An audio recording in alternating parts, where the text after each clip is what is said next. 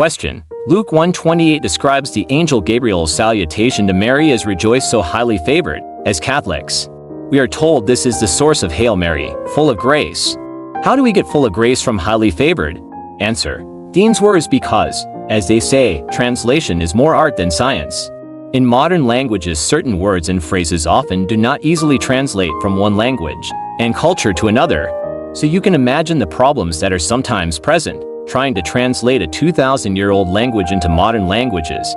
Full of grace is literally pleres charitos, and that wording is used in reference to Jesus John 1:14 and to St. Stephen Acts 6-8. Obviously, it's used with two different meanings in those two passages, but its meaning is clearly gleamed by its context. Technically, anyone who was recently baptized or received the sacrament of confession is pleres charitos.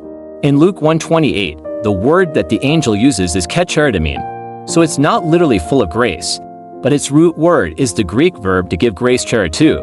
The word is the past perfect tense, meaning that the action of giving grace has already occurred.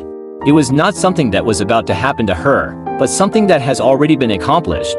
The word was also used as a title. The angel did not say, "Hail Mary, you are charitamine," but rather, "Hail charitamine." Therefore, the word is not simply an action, but an identity.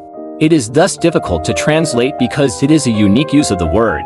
It has been translated by various scholars as full of grace, grace one who has been made graced, and highly favored.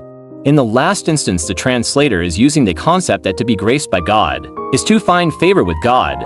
It would appear that any translation should use the word grace, because that is the root word.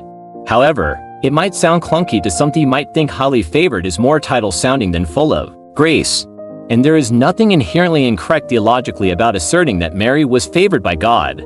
I would consider the Immaculate Conception to be proof that Mary was favored by God, because of the familiarity people have with the Hail Mary prayer, and the connotation that Protestant translators use highly favored to deny Catholic dogmas. The lectionary for use at Mass still uses the phrase Hail, full of grace, but neither is technically an incorrect translation.